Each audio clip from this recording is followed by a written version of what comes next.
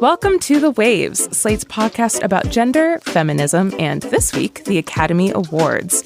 Every episode, you get a new pair of feminists to talk about the thing we can't get off our minds. And today, you've got me, Nadira Goffe, associate culture writer at Slate. The Academy Awards, also known as and hereto referred to as the Oscars, is around the corner once again. And this year, the ceremony is making headlines for many reasons. For one, the 2023 Oscars is following a highly controversial broadcast when an altercation between Will Smith and Chris Rock last year not only stunned viewers, but also overshadowed the female nominees' historic wins, including Jane Campion becoming the third female director in history and second female director in a row to win the award for Best Director, and Ariana DeBose becoming the first queer woman of color to win Best Supporting Actress.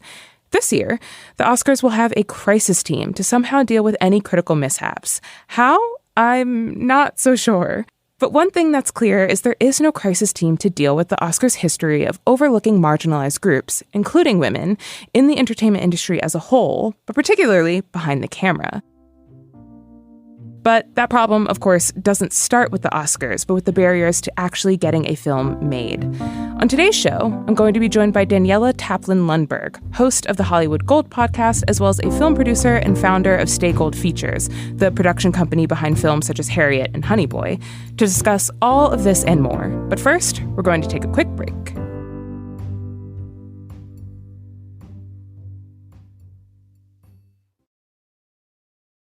Hey Waves listeners, if you're loving the show and want to hear more, subscribe to our feed. New episodes come out every Thursday morning. While you're there, check out our other episodes too, like last week's about why a dull marriage might actually be good for you. Just between us. If you're looking for a new podcast, might I recommend our podcast? Hi, I'm Gabe Dunn. And I'm Allison Raskin. We have a weekly show called Just Between Us, where we explore every kind of topic out there. From mental health to sexuality to animal behavior to science. We love to interview fascinating people about their various expertise. We also answer listener questions and play a very silly game called Hypotheticals. You're not going to want to miss it. It's unhinged. And if you don't want to trust our word for it because it's our show, you should know that the iHeart Podcast Awards nominated us for Best Ensemble for 2023. That means that we are good at our jobs. Or we have good chemistry. Ooh. So check out Just Between Us every Wednesday. Welcome back to The Waves. I am joined by Daniela Taplin Lundberg, host of the Hollywood Gold podcast and founder of Stay Gold Features. Daniela, thanks so much for talking to me today. Oh my God, Nadira, I'm so happy to be here. I'm so excited to talk movies.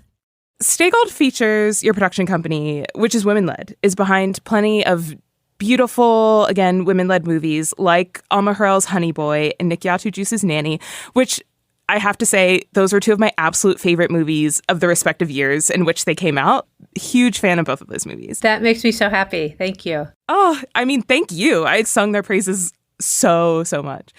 So these are movies that tell overlooked or more intimate stories crafted by women or about women or both. In the case of Nanny, it's both. What drove you to make Stay Gold Features with that sort of frame set of the types of pictures that you were going to produce? And then what was the process like, including the challenges of making the company? Well, I'll start with sort of my light bulb moment in my career, which sort of frames the rest of the movies I've chosen to produce over the last 12, 13 years. I started making movies right out of college. And at that point, there was no sort of framework or mission statement, right? I was just a young woman trying to make it, knew I wanted to produce and wanted to make sort of anything that anyone would make. And so I was just lucky to be there. And I worked my way up. I was a PA and I worked up the system and then kind of got bold early on and just started finding scripts and meeting with filmmakers and trying to raise money in any way I could. And I did that for many years and made a lot of movies at a company called Plum Pictures with two partners. And some were successful, but most were not successful. And then we got a script called The Kids Are All Right, which was a script that Lisa Cholodenko co-wrote and was going to direct. And it was the story of a lesbian couple and their two children. And we just thought it felt so original and funny and novel. But really, it was just a story about family. And the script had been all over Hollywood. No one wanted to finance it because they thought it was really too niche. It was about a gay couple, and that wouldn't attract a larger audience. And me and my partners were like, no, this film feels so bold and something that hasn't been said before. So we scrapped together a little over $4 million, and the movie became a huge breakout hit at Sundance and went on to win a Golden Globe, and it was just incredible. If you're going to make a mark in this industry, you've got to take swings and you've got to be bold. And particularly coming from independent film, I was like, you can't just follow what everyone else is going to do.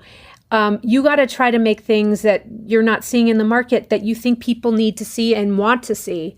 So after that, I started this new company. I really quickly just started to gravitate a lot towards female filmmakers because I felt like they were submitting scripts and giving me projects that I felt like hadn't been set in the marketplace.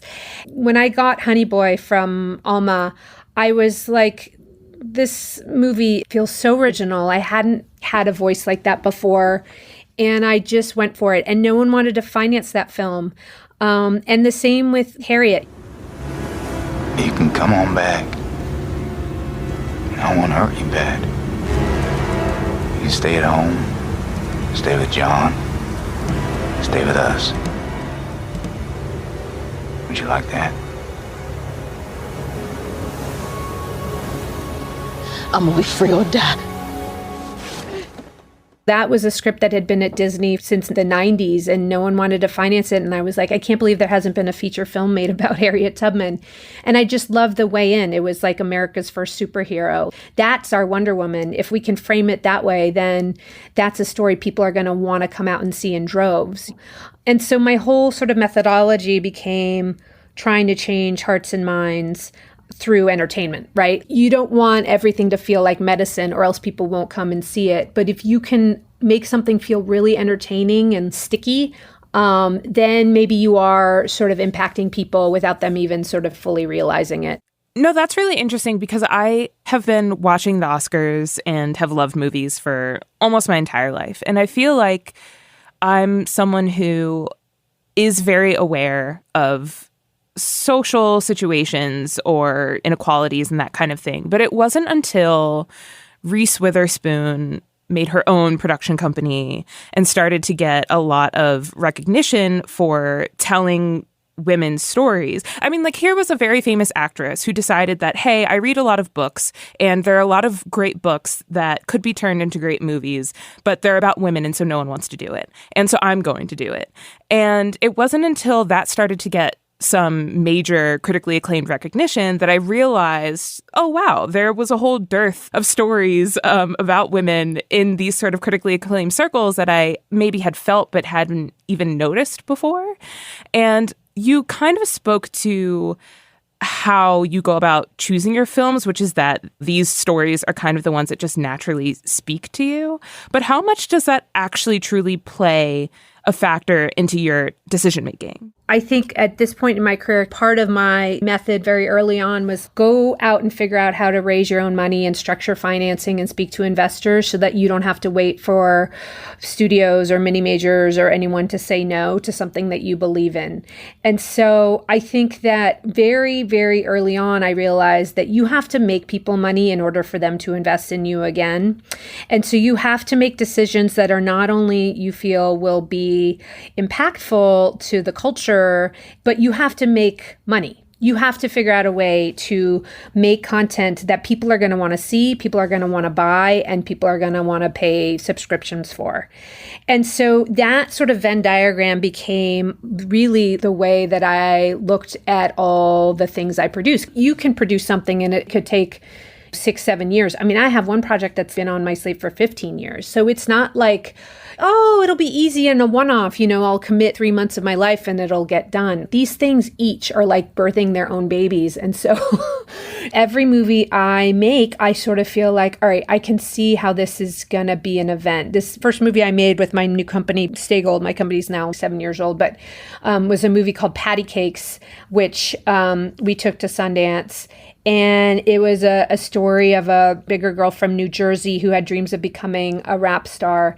And the music was so original. The story felt like something I hadn't seen. The star of the film was this wonderfully unique looking woman. And I was just like, this is the kind of thing that feels like people are going to jump out of their seats with excitement when this woman wins. Mind you, I pay attention to the market. I read everything. I understand what people want to see and what they don't want to see. I really try to be an imbiber of culture and what things are happening in the world. And so it's not blind. It's not, well, I think this is great, so other people should. I really try to understand what people are ready for and what they want to see. People just, they gravitate to the same stories again and again. We just have to figure out how to tell them in different ways with different faces and do it in an interesting way. And I think that it's really interesting. And I would like to hear you talk more about the sort of challenges of marketing that and getting the money, because I would assume that as a relatively new producer, when you first started your first company, obviously now you have a cachet to your name and you've got your reputation out there and all of that great stuff. But I would imagine that just starting out and being a woman, that there would be maybe more barriers to fundraising, to marketing, to selling something, to making it so that you can take a chance on something that no one else would necessarily take a chance on. And so I'm really interested in those challenges and the ways that you sort of got around them. I mean, I think you already mentioned one big one, which is just being prepared, reading the market, making sure that you kind of know your stuff. But how did you make it work, I think back to that time, and I think the things I relied on very early on instinctually was just knowing the nuts and bolts of production and the business of it all. Because it was a little bit trial by fire and I was making a lot of these $2 million movies, you were really doing a deep dive into how little money you could get a movie made, right? Because me and my partners weren't able to raise that much money. And so someone would say, oh, we can make that for $5. And then we'd say, no, we can make it for $2. We know how to do that. And so you begin to really learn the tier system and the different SAG rates and for different budget ranges and DGA and WGA. And you really sort of have to get into the nitty gritty of insurance and setting up your LLC and your bank accounts. And it's like you're launching a company. And so I found that because I was able to speak about that in a way that felt believable and based on experience, people started to trust me more. And then the other thing was I always really, even before I kind of identified my mission statement, I really tried to gravitate towards material that felt sort of elevated and smart. I was an English lit major in college. I wanted the adaptation of the Henry James novella, What Maisie Knew, in a modern setting. To me, that felt like, oh my God, that feels so novel and exciting, but also weighted in literary history. And so I was really drawn to stuff that felt smart. And I think the other key to working in independent film is you're never going to pay these big stars their quotes. You can't compete with the studios in terms of how much you can pay them. But what you can do is offer really, really interesting parts that they can sink their teeth into that's going to stretch them as actors and filmmakers. And so that sort of became the edge that I had and my partners had. We were trying to make interesting things that weren't being offered in the studio world. I would say those were probably the three sort of ways to start to get notice in the industry. And then the other thing was we just started making things. We were scrappy. We were figuring out how to get The Kids Are All Right made when no one else could get it made. And so that helped sort of define our careers a little bit early on as well. We're going to take a break here, but if you want to hear more from Daniela and myself on another topic, check out our Slate Plus segment, where today we'll be talking about some of our favorite feminist films. And please consider supporting the show by joining Slate Plus. Members get benefits like 0 ads on any Slate podcast, no hitting the paywall on the Slate site, and bonus content of shows like this one. To learn more, go to slate.com/thewaves plus. That's slate.com/thewaves plus.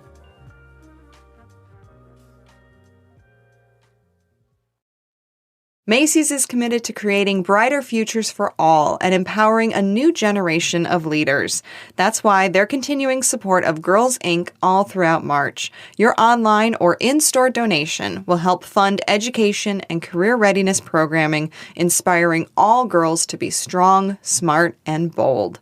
Give back and learn more at Macys.com/purpose. That's Macys.com/purpose. Just between us. If you're looking for a new podcast, might I recommend our podcast? Hi, I'm Gabe Dunn. And I'm Allison Raskin. We have a weekly show called Just Between Us, where we explore every kind of topic out there. From mental health to sexuality to animal behavior to science. We love to interview fascinating people about their various expertise. We also answer listener questions and play a very silly game called Hypotheticals. You're not going to want to miss it. It's unhinged. And if you don't want to trust our word for it because it's our show, you should know that the iHeart Podcast Awards nominated us for Best Ensemble for 2023. That means that we are good at our jobs. Or we have good chemistry. Ooh. So check out Just Between Us every Wednesday. Hey there, it's Janae Desmond Harris, aka Dear Prudence, here to tell you a little secret I've been holding on to. Slate's Dear Prudence podcast is back. That's right. We're back to answer your questions and hopefully give you some good advice. And as always, I can't do this alone. I'll be joined by our amazing guests who know a thing or two about giving advice. You should just let 13-year-olds fight. You should not get in the middle of 4 13-year-olds fighting with each other and try and break them up because you are just gonna twist your ankle or break a finger. Whether you're a teen dealing with parents, People can be unpredictable and nonsensical, and sometimes parents and humans in general just don't make any goddamn sense. Spicing up your sex life. Or is it simply, I don't have 2 penises, so I can't do this, Or just need some validation that you're not losing it. I love it when everyone's like, this is a minor issue, it's low stakes, as if most of my questions are about peace in the Middle East or something.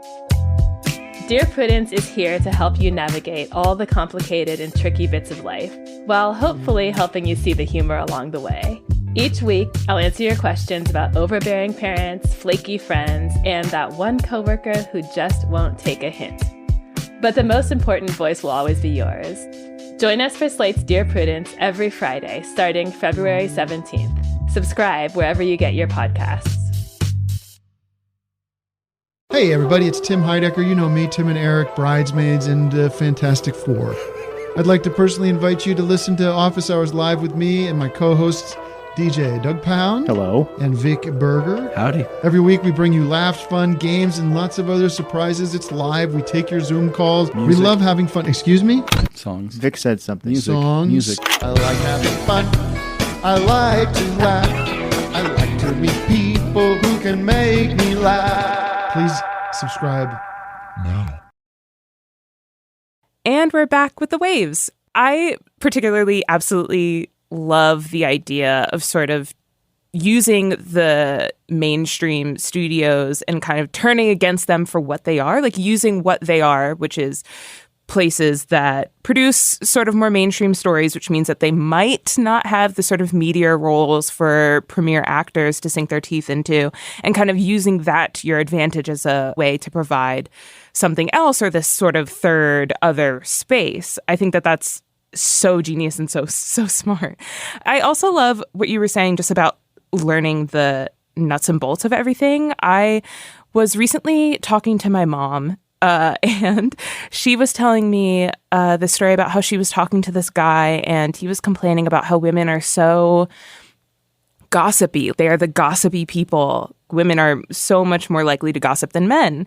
And my mom was telling me that she responded with, well, actually, no, it's men who are the gossips in terms of what I know.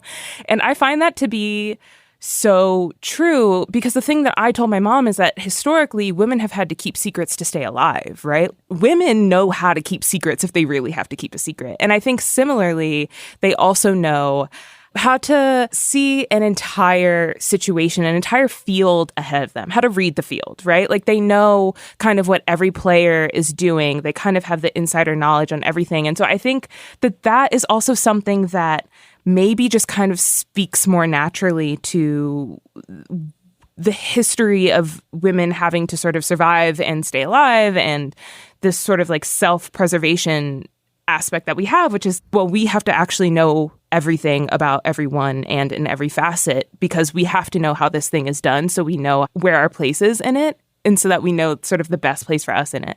And I think that is a connection that I'm finding to so many different aspects of life and industries. And you just helped me make it to the entertainment industry as well.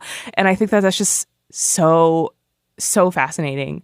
And sort of similarly, I kind of wanted to talk about your earlier statement about producing as a sort of metaphor or similar experience to motherhood, because you also mentioned it in your podcast that making a movie is kind of like having a child. And you mentioned that you are a mom. And I think that sometimes we kind of overuse the phrase of calling something our baby, like something that we've created and that we're really protective about. So in what ways is producing like motherhood or like having a child? I think the metaphor I use most is that production can be so incredibly painful. While you're going through it, you're like, I don't know why I'm doing this. This is so painful. It's thankless, especially in independent film. It's not like you're getting rich, right? You're literally the last stop. Everything is your fault. You're basically the CEO of the movie. You're in charge of making sure it moves smoothly. And then once it's out into the world and you've done all the hard work and people are enjoying that movie or that metaphorical baby, you love it so much and you sort of forget all the really, really painful parts. And if you remembered those things too cognizantly, you wouldn't do it again, right? But I find that producing is really like, you've kind of got to anticipate everything in the way that mothers do, right? I saw this cartoon at one point. I'm not going to communicate it well, but it's a mother moving through her day and the father, and I'm not going to stereotype gender roles here, but the partner is like, what can I do to help? And the father then does the dishes, but there's 100 other things that the mother's thinking about as she's walking through the day and dealing with the kids, and then forgetting that she has to make the doctor appointment, and then she's got to switch the laundry over, and then, oh yeah, she's got to go get the school equipment for the kids because they're starting a new season of whatever sports the next weekend, and she's got to sign up for that thing. And there's so many things on the plate of a producer and a mother. And it's very hard to communicate to anyone else what all those things are, because you're worrying about your actors, you're worrying about your director, you're worrying about your crew and your budget and your investors, and making sure that you're getting the pre-sales you need so that the value of the movie is what it needs to be in order to justify this budget. And so I think what I mean by producing is you're just so hard to describe all those little things that sort of keep you up at night, but you really ultimately are the one who's keeping an eye on all those things, even though it's the director's job to show up in the morning and direct the cast and lead the charge on set. You know what I mean? And so you're responsible for that larger whole. You know what I mean? It's not any one part. Okay, Daniela. So let's say we made a hypothetical movie. It got critical acclaim. What is the process of getting a movie like that to be nominated for an Oscar or considered or shortlisted for an Oscar? And do you find that you strategize differently depending on the type of movie you're campaigning for or anything like that? So I think the number one thing still is quite an art form that doesn't just happen because your movie is fantastic, you know? So I would say the first thing is pairing with a company that can really support that kind of thing and also believes in the movie as much as you do as a producer. On Harriet, because Cynthia Erivo got 2 nominations, we got one for Best Actress and then she got a nomination for Best Song. And Focus Features really understood the market. They understood all of the players they needed to to hire to make that happen. They understood that Cynthia gave such an incredible performance. They really leaned into that. And by the same token, Cynthia was really willing to do the work, to go to every single event. And you don't really get paid for that. It's a lot of hard work to court your cast and your talent around the world for several months. It's like a whole other job. Now, most of the time, I find those things to be really, really valuable to talent and to filmmakers, because suddenly everyone wants to work with them and everyone is acknowledging how talented they are, and it really can grow their careers in a way that maybe other things wouldn't. So I think it's a really interesting process, but a lot of the times it's its own industry. I'm going to ask you maybe a polarizing question, so you can answer as democratically as you'd like. But how do you feel about the Oscars, especially given their not so diverse history and sort of the inequity that's built into the system? How do you feel about the Oscars as the sort of prime marker of cinematic achievement? I would say I feel much differently today than I did 10 years ago, which is to say that I think being on the producers board at the Oscars, I see all the moves that are happening internally. I see that the Academy is really trying to be a leader that really does try to put their money where their mouth is. And the initiatives that they're sort of putting into the marketplace with regard to diversity and inclusion, with regard to their membership, is one that feels like it's having an impact. And by the way, Rome wasn't built in a day. The journey is long, but it is one that is happening. And it is something that is being constantly talked about and constantly addressed. And there are adjustments that are made, I would say, yearly, if not monthly. And I'm like, okay, good. Like, this is what needs to happen. This is how the face of the world changes. And our industry has a lot to do with what is projected out into the world, right? And so I will say, just personally, I tried to make a movie 10 to 12 years ago, and it was based on a book by a female writer, and it was female subject matter. And 10 years ago, there was a short list of maybe 3 to 4 female filmmakers that could have gotten the film made. Today, the list is much, much longer. And I'm not saying like it's good enough, but I'm just saying I have seen significant change over my career, and that makes me happy. And so there's so much work to do, but I do see change, and I do see the movies that I am making and financing, but other people are coming on to finance with. And then there are the movies that I have no part in, and they're getting made as well with diverse and female filmmakers that weren't being made 7 years ago. Just looking at the sort of repertoire of movies that your production company has produced, they are really impressive in sort of the nicheness of them, the stories that they tell, and the people who tell them, I think, is a sort of testament to the industry changing. So I definitely want to take a moment to credit you for that, since that's the one thing that I feel like you were missing from your description. That really means a lot to me. But listen, I can make all these movies in the world with filmmakers I believe in, but if no one buys those movies, they do not get seen. And so I have to credit our community and our industry a little bit, and the world at large, for wanting to see those movies, wanting to step up to buy those movies, put them out in the right way. It's got to be a seismic thing. And so I love you for saying that. I really do, because it's something that I think about all the time, and I want to be bold, and I want to make change, but it cannot happen alone. And so I'm heartened by the evolution. Daniela, thank you so much for talking to me. This has been really, really fun, and I look forward to Stay Gold's future projects. Thank you, Nadira. Thanks for having me on, and I'll speak to you soon. And that's our show this week. The Waves is produced by Cheyna Roth. Daisy Rosario is senior supervising producer. Alicia Montgomery is vice president of audio. We'd love to hear from you. Email us at thewaves@slate.com. The Waves will be back next week. Different host, different topic, same time and place.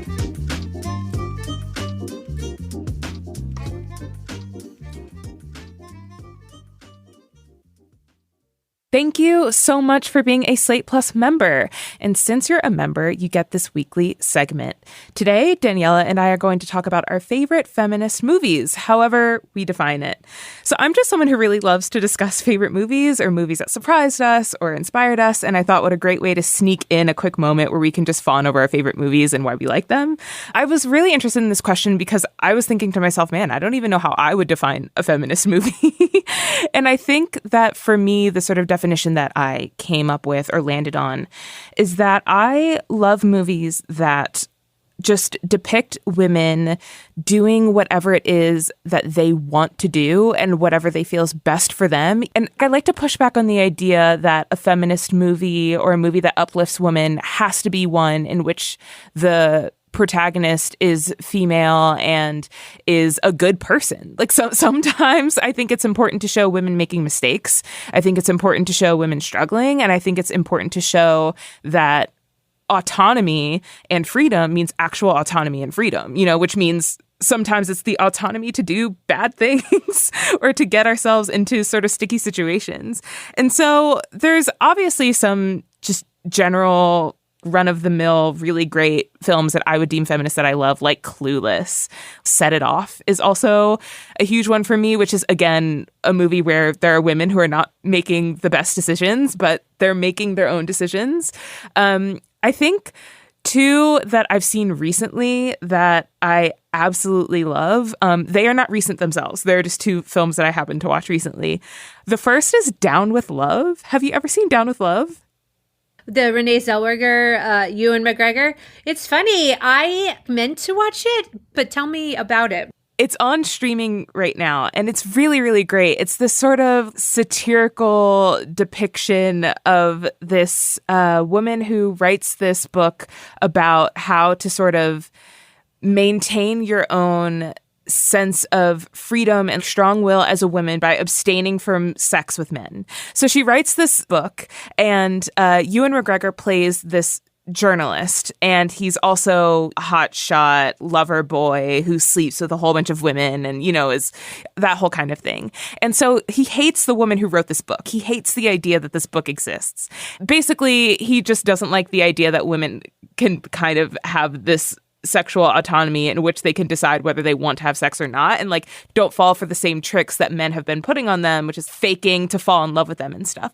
And so he goes undercover as a journalist, trying to make Renee Zellweger, who's the author of this book, fall in love with him to kind of break her own rules, and so that he can publish this sort of breaking story about how this super popular book is trash, basically.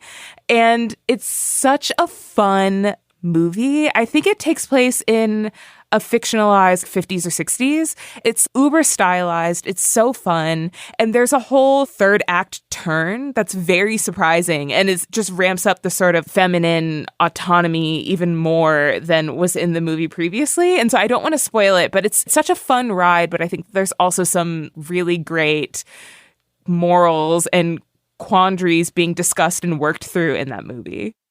That was just some of our Slate Plus segment. If you want to hear the whole thing, go to slate.com/thewavesplus to become a Slate Plus member today. Slate.com/thewavesplus.